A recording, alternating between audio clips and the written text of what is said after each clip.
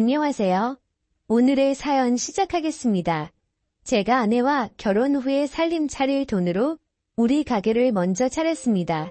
사실 가게 오픈하고 초반에는 잘못된 선택을 했나 싶을 정도로 방황을 많이 했습니다. 장사가 많이 안 되었거든요. 아내는 정말 아름다웠습니다. 하얀색 주방 유니폼이 그렇게 잘 어울리는 사람은 세상 어디에도 또 없을 것 같네요. 아내를 처음 만났을 때 저는 주방에서 짬이 좀 되는 고참 직원이었고 아내는 열정만으로 요리를 시작한 겁없는 신입이었습니다. 사실 아내한테 첫눈에 반하다시피 했는데 제가 너무 서툴었는지 좋아한다는 표현보다는 주방에서 갈구고 싸우면서 제 마음을 표현했어요. 저희가 결혼할 때 후배들 말에 의하면 아내가 제 욕을 그렇게나 많이 했었다고 합니다. 둘이 결혼할 줄은 상상도 못했다며 경악을 금치 못할 정도로 아내를 못살게 굴던 저였으니까요. 아무튼 가게 오픈 준비할 때부터 정말 많이 힘들었습니다. 자리 찾는 것부터가 어려운 일이었어요. 서울에서는 도무지 가게를 열지 못할 것 같아서 저희는 서울이 아닌 다른 곳에 가게를 차리게 되었습니다. 거기서도 한참 자리를 알아보다가 산기슭에 있는 자리를 계약하게 되었습니다. 다른 것보다 통유리 창 너머로 보이는 자연경관이 너무 아름다웠거든요. 세상에 길고양이들도 오며 가며 다니고 가끔은 다람쥐도 왔다 가고 정말 좋았어요. 안 좋았던 건 그렇게 고양이나 다람쥐가 가게 근처에 나타날 만큼 장사가 엄청 안 되었기 때문입니다. 기본적으로는 레스토랑보다는 커피숍과 베이커리를 겸한 카페에 가까웠어요. 아무래도 위치적인 여건이 안 좋다 보니 금방 상하는 식재료들을 오래 보관하는 것보다 차라리 커피와 빵을 파는 게 경제적으로 더 손실이 적을 거라 판단했기 때문입니다. 다행히 제가 제빵 자격증도 있고 취미로 바리스타 자격증도 취득해 둔 게 있어서 메뉴를 바꾸는데 어려움은 없었습니다. 커피도 직접 홈을 볶는 게 아니라 그냥 아름답게 아는 사람 통해서 홈을 사다 썼기 때문에 어려울 건 없었어요. 그래도 손님이 없는 건 여전했고요. 오픈하고 초반에는 그냥 매일매일 이 적자였어요.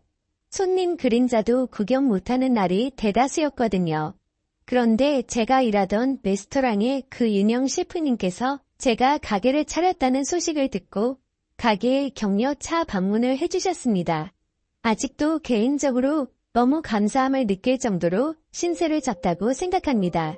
그분이 자기 인터넷 페이지에 저희 가게를 소개해준 덕분에 그 사진을 보고 손님들이 하나 둘씩 가게를 찾아왔기 때문입니다. 저와 아내를 매료시킨 자연경관은 여타 다른 손님들에게도 똑같이 작용했나 봅니다. 그렇게 제 가게는 순식간에 입소문을 타게 되었고 그 뒤로부터는 손님도 붐비기 시작했어요. 자리 때문에 가게를 워낙 저렴하게 얻었기 때문에 긴 공간을 늘리는 게 아쉬워서 매일매일 빵 만드는데 도와주느라 지루한 아내를 위해서 점심과 저녁 메뉴를 추가해서 아내가 요리도 할 수 있는 여건을 만들어줬습니다. 집 안 사고 가게를 차리기 잘했다는 생각이 들 정도로 엄청 바빴습니다. 하지만 그만큼 돈도 많이 벌었고요. 저는 아무래도 빵만 만들면 되다 보니까 아침에 웬만한 거 다 준비해 두면 그 이후로는 사람 하나 쓰는 게 편해서 사람을 쓰기 시작했어요. 아내는 점심 저녁 음식을 만들어야 하는 이 가게에 매몰될 수밖에 없었고요. 그렇습니다. 잠시나마 성공에 심취해서 제가 거만해졌던 거예요. 일에 시달리는 아내를 지켜보지 못했습니다. 그저 예전보다 돈을 훨씬 더 잘 벌게 된 제 자신에 심취해서 그 이후로는 제가 무슨 성공한 사업가라도 된 것처럼 인맥 관리한다고 밖으로 쏟아내는 게 일이었어요. 아내는 그런 저를 보고도 묵묵히 자리를 지켜줬습니다. 아내가 과로로 쓰러진 건 조금 지나서의 일입니다. 주방을 정기적으로 청소하기로 한 날이었는데 그날은 제가 뭐 그렇게 기분이 좋았는지 직원들 데리고 회식하겠다고 청소는 나중에 하자고 고집을 부렸어요. 음식점의 기본은 깨끗한 주방인데 솔직히 그날은 그냥 술이 마시고 싶었나 봅니다. 아내는 끝까지 청소를 해야 한다는 입장이었고 저는 놀 때 놀고 일할 때는 일하는 거라며 고집을 부려 혼자서라도 청소를 하겠다던 아내를 뒤로하고 저는 직원들과 근처 삼겹살집으로 향했어요. 한참 노래방에서 밤새 술 마시고 놀며 회식을 즐기고 있는데 직원 중에 한 명이 사모님한테 전화가 왔다고 말해줬어요. 늦게 온다고 잔소리나 하려나 보다 하고 저는 안 받는다 전화를 무시하고 신나게 놀았고요.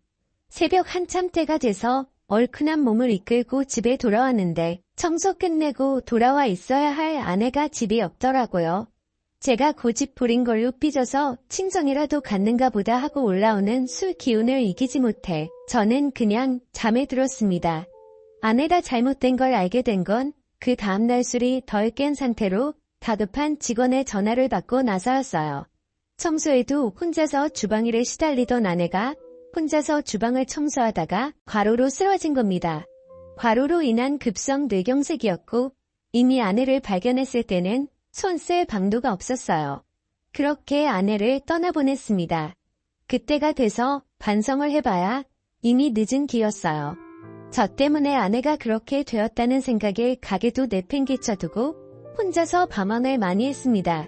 아내를 떠나보내는 그날의 친정에서 장인 장모님이며 처제까지 와서는 제 멱살을 주고 흔드는데 아무 말도 하지 못하고 눈물밖에 보일 수가 없었습니다.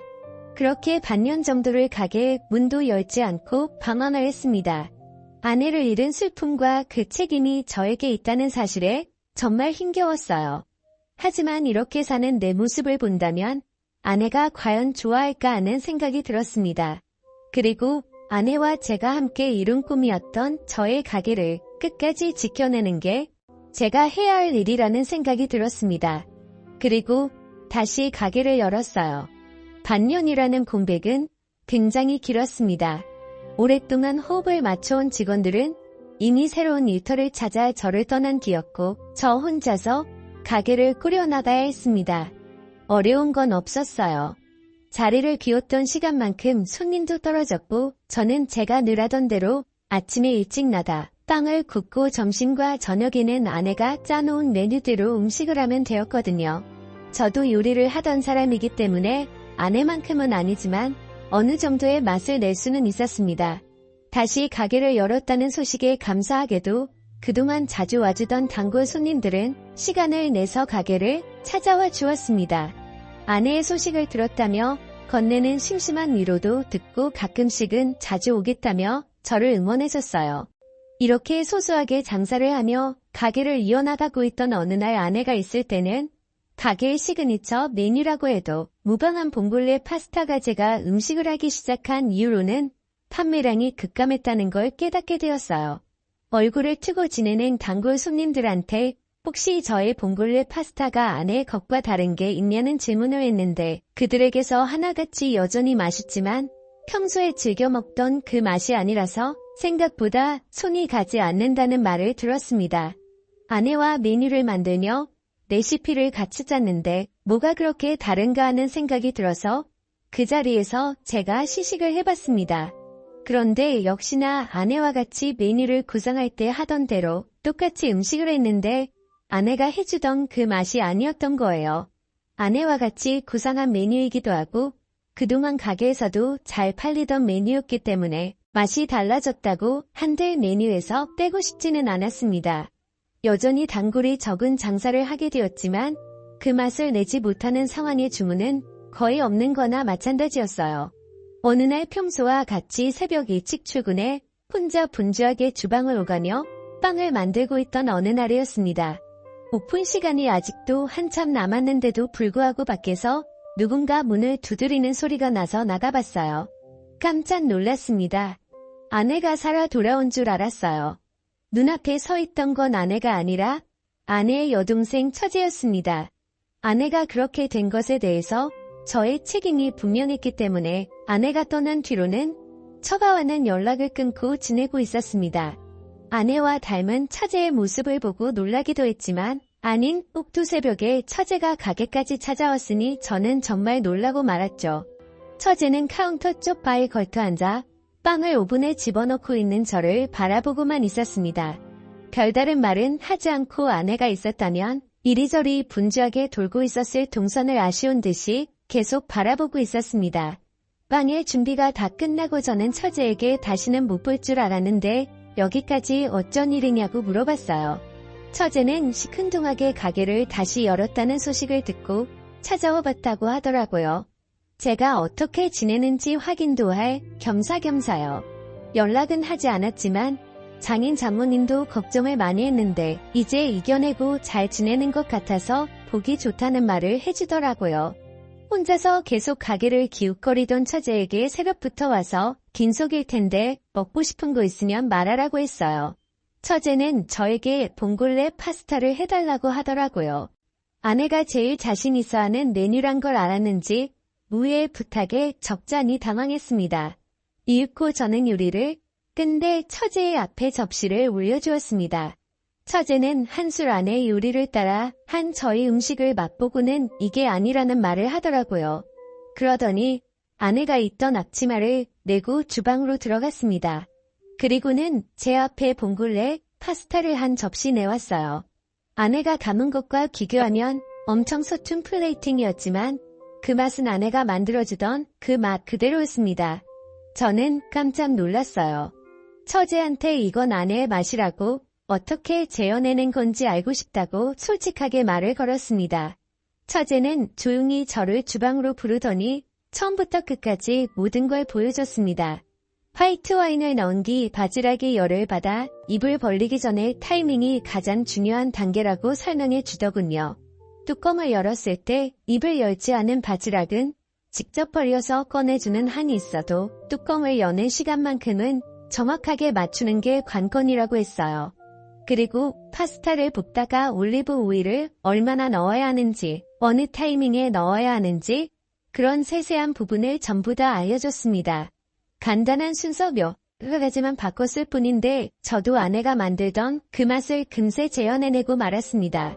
처제는 아내가 자기가 해준 봉골레 파스타를 먹고부터 요리 인생이 시작되었다고 봐도 무방하다며 자랑처럼 이야기했습니다.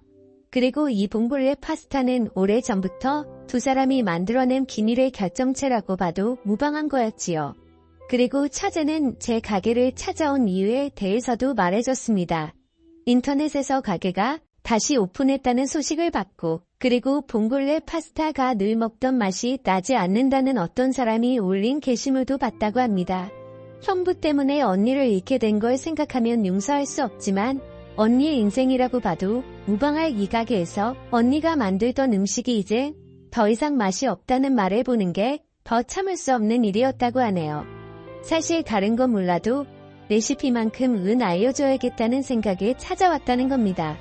하지만 처제도 마음이 많이 약해졌나 봐요. 아내의 맛을 찾았다고 기뻐하며 울고 있는 저를 보니 마음이 많이 안타까웠나 봅니다. 제가 아내를 털어내고 이겨낸 것처럼 자신은 물론 장인 장모님도 이제 더 이상 저에게 악감정이 없으니 언제라도 한번 처가에 찾아오라는 말을 했어요. 그날로 바로 처가에 찾아가 눈물 콧물 쏟으며 장인 장모님께도 용서를 받았습니다. 다시 찾아오는 단골 손님들에게는 다시 봉골레 파스타를 자신있게 권해줬고 아내가 남겨놓은 메뉴와 함께 가게는 점차 손님 수가 늘어나기 시작하더니 그때만큼은 아니지만 요즘은 정신없이 바쁜 생활을 하고 있어요. 봉골레 파스타 주문이 들어오면 저는 주방으로 달려가 그녀에게 주문이 들어온 소식을 알립니다. 아내가 만들던 것과 똑같은 파스타를 만들어주는 그녀는 다른 사람이 아니고 바로 아내의 동생 처제입니다. 처가에서 극적인 화해를 한 이후 장사가 바빠지면서 처제에게 주방 일을 도와줄 수 있냐 부탁을 했고 지금은 아내의 빈자리에 아내 대신 처제가 들어와서 저를 도와주고 있습니다. 다시 찾은 아내의 맛과 다시 채운 아내의 빈자리를 이제 두 번 다시 놓치지 않을 겁니다. 아내가 사랑했던 이 레스토랑과 저와 아내의 가족들 모두가 앞으로 영원히 행복했으면 좋겠네요. 제 사연을 들어주셔서 감사합니다. 또 찾아주셔서 감사합니다. 내일 새롭고 흥미로운 사연으로 찾아뵙겠습니다. 구독과 좋아요 잊지 마시고 다음 사연으로 다시 찾아뵙겠습니다.